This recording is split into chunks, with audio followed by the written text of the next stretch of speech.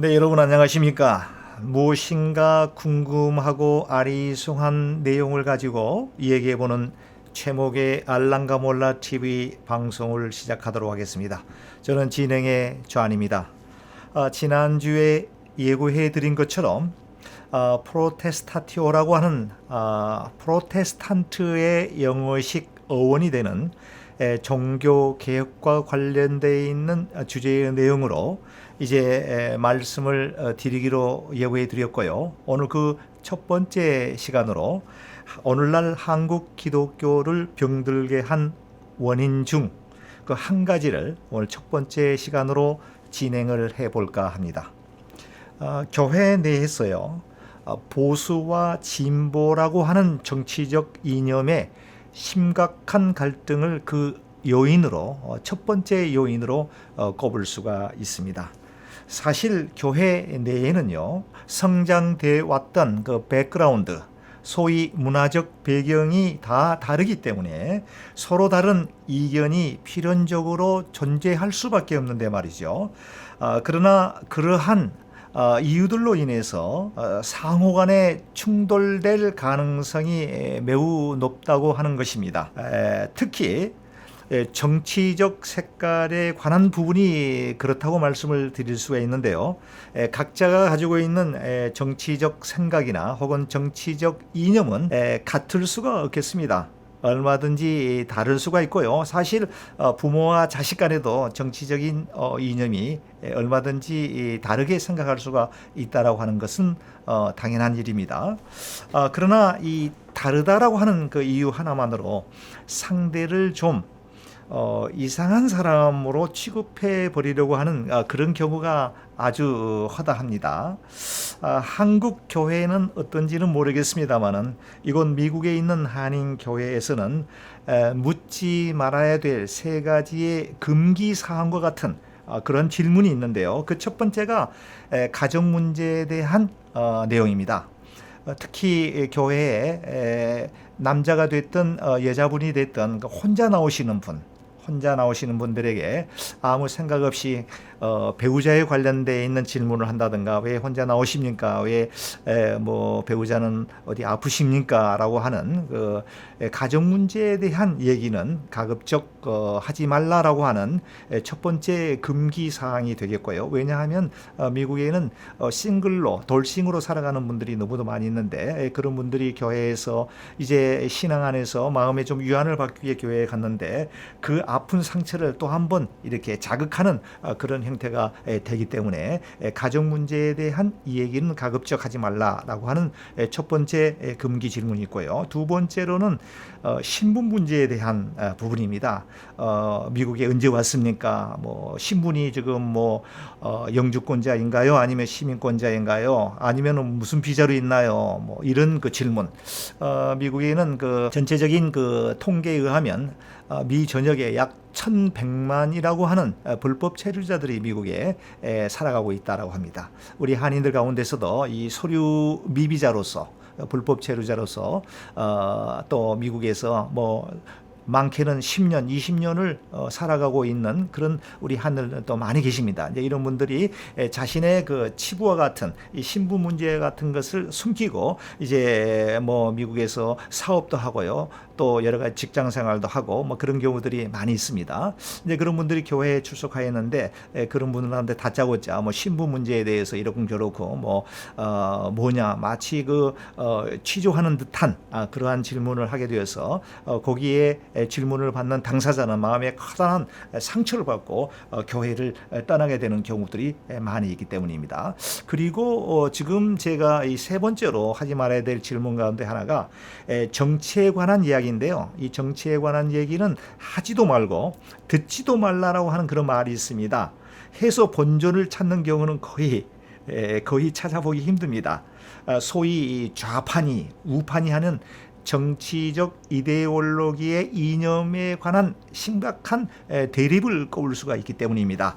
그래서 교회에서는 이 세 가지, 그중에 가장 중요한 정치에 관련되어 있는 얘기는 가급적 하지 말았으면 좋겠다.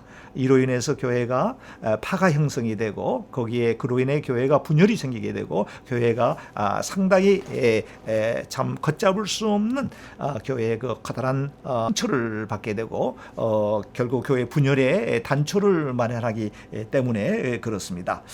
1950년 우리 민족의 쓰라린 경험이 있었던 6.25 전쟁이라고 하는 이 상흔이 벌써 한 70년 정도가 시간이 흘러갔습니다.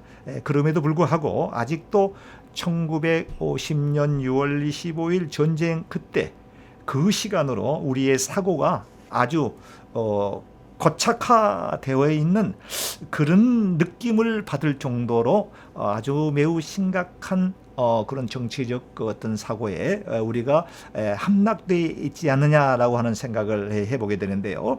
소위 개혁적이고 좀 진보적인 입장을 교회 내에서 얘기하다 보면 바로 너는 좌파구나 라고 하는 지적을 받게 되고요. 조금 격한 얘기로서는 혹시 빨갱이 아니냐, 빨갱이 타령을 하고 있는 그런 경험을 많이 하게 되는데요. 이와 같은 정치 이도의 올로기의 망령에 완전히 함락돼 있는 듯한 그러한 느낌을 받을 때가 너무도 많이 있습니다. 이곳 미국에서의 그 한인교회는 한국보다 좀 심하지 않나 싶을 정도입니다. 물론 저희가 살고 있는 이 워싱턴 지역은 과거에 정치적으로 여러 가지 박해와 핍박을 받았던 분들이 미국 그 워싱턴 미국의 수도에 머물게 되고 이곳에서 이제 그 지식이 있고 학식이 있는 그런 분들이 정치적인 확고한 그러한 틀에 갇혀 있는 것을 우리는 자주 볼 수가 있고요. 그런 분들하고 교회 내에서 얘기를 하다 보면 다소 그런 분들과 대화가 원활하게 이루어지기보다는 가끔은 그 너무 그 이견의 그 이 의견이 상치가 돼서 결국은 충돌을 불가피하게 나타내는 그런 경우들이 많이 있게 됩니다. 왜 그런지 참 안타까울 따름입니다. 장기에 관한 이야기를 잠깐 드려보도록 하겠습니다. 김 씨와 박 씨가 장기를 두게 되는데요. 그 옆에서 장기 두는 모습을 지켜보고 있는 최 씨가 있습니다. 사실 경우에 따라서는 장기를 두는 당사자보다는 옆에서 구경하는 훈수를 두는 그 재미가 장기 두는 것보다 좀 나을 수도 있습니다. 생사가 걸린 문제도 아닌데 말이죠. 이기면 뭐가 생긴다고 이 승부에 아주 열을 올립니다. 옆에서 이 경기를 지켜보고 있는 사람 최 씨는 김 씨와 박 씨의 그 장기의 그 수의 흐름이 한눈에 다 들어옵니다. 경기에 몰두하고 있는 김 씨와 박 씨 이 당사자들은 그러한 수를 상대의 수를 전혀 분간하지 못하고 읽지를 파악하지를 못합니다. 번번이 실수를 연발하게 되고요.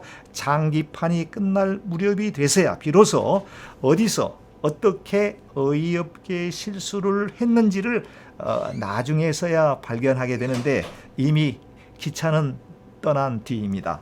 왜입니까? 왜 이런 현상이 재현될 수 있을까요? 경기에 임하는 사람은 기본적으로 그 마음속에 상대를 꼭 이겨야 된다라고 하는 강한 집착, 집념이 자리 잡고 있습니다. 이겨야 한다라고 하는 이 욕심이 앞선 나머지 상대의 장기의 수를 잘 파악하지를 못합니다. 승부욕에 집착을 하다 보면 긴장감이 증폭이 돼요. 이 긴장감이 증폭이 되면서 장기를 두는 당사자의 평정심, 이 밸런스를 잃어버리게 됩니다. 내수 또한 상대의 수를 정확하게 볼 수 없게 된다라고 하는 뜻이죠. 그러나 그 옆에서 장기를 두고 있는 그 모습을 지켜보고 있는 혼수를 두는 최 씨는 이러한 두 당사자의 장기 말이 움직이는 수가 훤히 들어오기 때문에 왜냐하면 이분은 이 승부에 대한 전혀 승부에 누가 이기고 누가 지는 것에 대한 전혀 관심이 없습니다. 그래서 이 경기에 초월해서 우회해서 내려보고 있기 때문에 그 수가 훤히 보이는 것과 비슷한 논리입니다. 어느 한 곳의 진영에 지나치게 몰입하다 보면 장기의 사례와 같이 사람들은 쉽게 실수를 연발하게 되는데요. 상대의 생각 그리고 상대의 입장에 대해서는 관심이 없습니다. 내가 생각하고 내가 이해하고 내가 보고 내가 듣고 내가 이해하려고 하는 속성만 있습니다. 진영에 갇히게 되면 그렇다라고 하는 말씀입니다. 무조건 자신의 생각만을 우기게 됩니다. 반대편에 있는 사람을 함께 할 동반자로 생각하기보다는 적으로, 이겨야 될 상대 적으로 관주해 버리기 쉽다라고 하는 것입니다. 이렇게 되지 않기 위해선 일단은 자신이 속해 있는, 현재 내가 속하고 있는 이 진영의 입장에서 한 발자국 뒤로 물러서야 됩니다. 그 말은 진영에 갇혀서는 안 된다라고 하는 말입니다. 진영에 갇혀서는 결코 그러한 입장에서 피할 수가 없게 된다라고 하는 말이죠. 이런 것은 마치 그 브레인워시, 쇠뇌 교육이 돼버린 사람이 그 공동체에, 쇠뇌된 그곳에 빠져 있어서 헤어나오지를 못한 것, 이단에 빠졌을 때 이단에서 스스로 빠져나오지 못하는 것과 비슷한 원리입니다. 마치 우물 안에 평생 동안 갇혀 지냈던 개구리가 온 세상을 우물 밖에 있는 둥그런 그 하늘 모습을 보고 세상은 그렇게 생겼다라고 주장하는 것과 비슷한 논리입니다. 내가 생각하는 것과 상대방이 생각하고 사고하는 것이 다를 수 있다라고 하는 점을 먼저 인정을 해야 됩니다.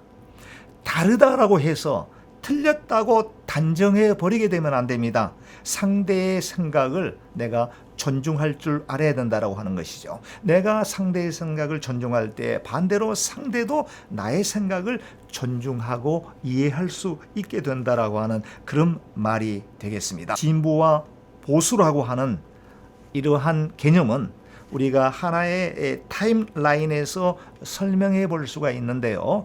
지금 현재 내가 진보와 개혁적 입장에 서 있다라고 하더라도 시간이 흘러감에 따라 그 시간의 흐름 속에 내 자신이 스스로 변화되고 내 자신이 스스로 개혁되지 아니한다라고 하면 결국은 먼 시간이 흐른 다음에 우리의 후배들이, 우리의 자손들이 우리를 봤을 때는 수구 보수, 심지어는 보수 꼴통이라고 하는 수치스러운 이야기를 들을 수밖에 없다라고 하는 것이죠.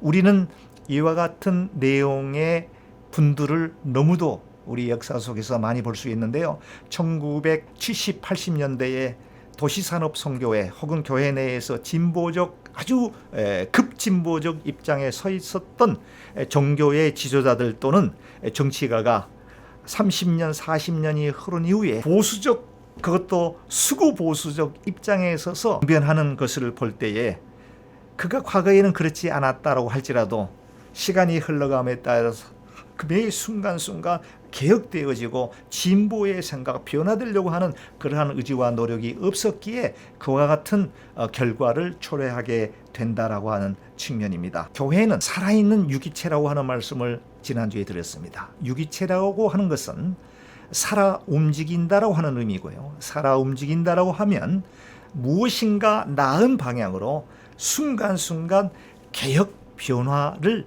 필연적으로 가져야 된다라고 하는 말이 되겠습니다. 그렇지 않는다라고 하면 그건 온전한 기독교가 될 수 없다라고 하는 측면이죠. 고린도전서 3장 5절에서 9절에 있는 말씀을 해보겠습니다. 그런즉 아볼로는 무엇이며 바울은 무엇이뇨? 저희는 주께서 각각 주신 대로 너희로 하여금 믿게 한 사역자들이니라. 나는 심었고 아볼로는 물을 주었으되 오직 하나님은 자라나게 하셨나니 그런즉 심는 이나 물 주는 이는 아무것도 아니로되 오직 자라나게 하시는 하나님 뿐이니라. 심는 이와 물 주는 이가 일반이나 각각 자기의 일하는 대로 자기의 상을 받으리라. 우리는 하나님의 동역자들이요 너희는 하나님의 밭이요 하나님의 집이니라 라고 하는 말이 있습니다. 이 성경 구조는 초대 고린도 교회 내에 소위 이 바울파, 아볼로파 혹은 개바파 해서 파가 형성이 돼서 서로 자기의 계파의 진영 논리에 갇혀서 서로 자신의 입장과 자신의 생각이 옳다고 주장하며 심각한 교회 내에 분열이 초래됐던 그러한 상황을 사도 바울이 꾸짖었던 내용이 바로 이런 내용입니다. 교회 내에서 결국은 진보와 보수의 이념 대립은 존재할 수가 없습니다.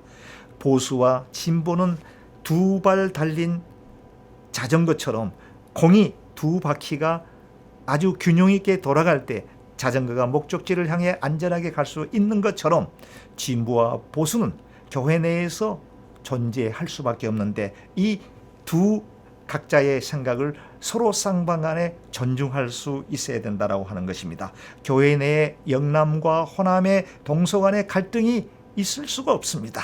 영남이면 어떻고 호남이면 어떻습니까? 과거에 호남의 출신들이 영남에 의해서 핍박을 받았으면 또 어떻습니까? 이제 교회 내에서는 그리스도 안에 한 형제여 한 동역자라고 하는 사도 바울의 말처럼 교회에서 결코 영남과 호남의 지역 대립은 존재할 수가 없습니다. 랑가 몰라 가족 여러분, 우리가 섬기는 교회 내에 다소 나와 생각이 다른 사람, 내가 그동안 사고했던 것과 전혀 다른 또 다른 사고를 가진 내 형제와 자매가 있다라고 했을 때 이상한 눈으로 쳐다볼 게 아니라 그들의 생각과 그들의 철학과 그들의 이념을 존중해 줄 줄 아는 그런 마음이 있어서 한국 기독교가 한 단계 성숙되어지는데 초석이 되는 그런 우리가 되었으면 하는 마당에 오늘 그 첫 번째 시간으로 말씀을 맺도록 하겠습니다.